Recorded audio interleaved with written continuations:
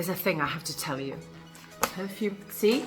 It's coming from the experts at Fragonard, yeah?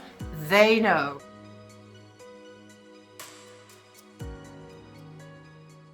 Let's talk about Fragonard, the infamous perfume house in Grasse. There's three, Fragonard, Molinard and Gallimard. Fragonard is not one of my favourite ones, but they've got some great books there, which the other two don't.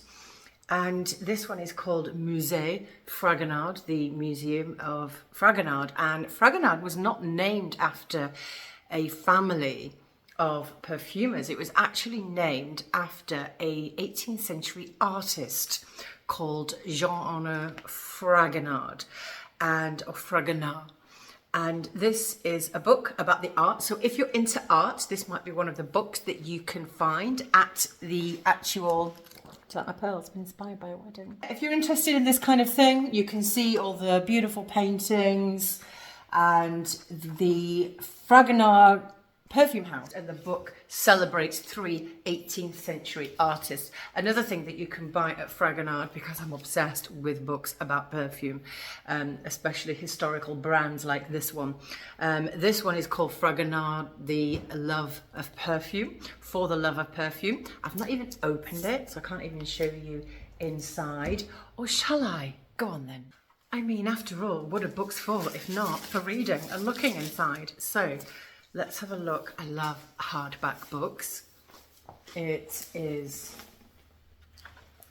Oh, look. Oh, so it's showing you inside. If you actually go on the free tour in Fragonard, you will see some behind-the-scenes footage.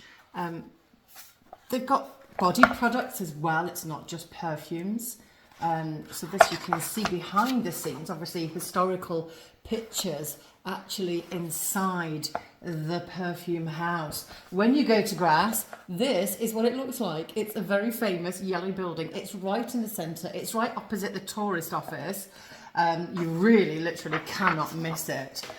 So this is a very lovely book. You can see all these aluminium canisters where they have the neat juice. Oh look, and it's showing you beautiful, really antique perfume bottles. So this, really nice to finally open it. Thank you for making me do that. Also, this other book as well from Fragonard, which celebrates 80 years of passion. Things about raw materials, explanations, but also explanations of perfume classifications. There's a thing I have to tell you. Perfume, see? It's coming from the experts at Fragonard, yeah?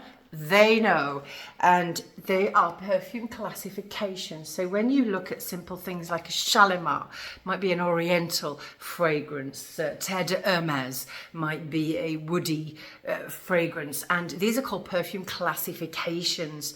They are not called fragrance families, which I hear bounded around a lot by even some experts that call them fragrance families. They're not. Fragrance families are the families of raw materials. So let's say florals. Now don't get confused with a floral fragrance, which Estee Lauder pleasures, typical floral fragrance, but that's the classification of perfume, is the floral family, or the chypre family, named after Cyprus, French for Cyprus. The fougère classification, the woody classification, leather, gourmand, citrus, etc. These are, I call them perfume themes. But they're also classically known as perfume classifications. And you get classifications in food, meat, dairy, vegetables, etc., wine. But so you get the gist. So these are fragrance families. Fragrance families are nothing to do with fragrance classification. You can get some fabulous books at Fragonard. You can get some perfumes. Not a fan of their fragrances, to be honest with you. I actually prefer the fragrances from Gallimard. But this is something that they are very famous for at Fragonard, is the soaps. What is it? What's in there? Oh, what's that, Melanie? Are you going to make me some poached eggs? No, I'm not. I'm not very good at poached eggs. But what I am going to give you is some perfumed soaps. So no, you can't crack them and fry an egg in a pan, but what you can do is wash yourself with them. They're really strong. You go on the free tour and you go behind the scenes where they actually make the eggs. The egg soaps, rather, because chickens make eggs, but Fragonard make soap eggs. If you go there, you can actually see the guys sitting at the machine and making them. How interesting is that? Fragonard, when you do the free tour, they take you into the room where they sell the perfumes, and for me, it's incredibly salesy, and it's icky salesy, you know. You've got a woman with a microphone on going, "Can anyone smell the pepper?"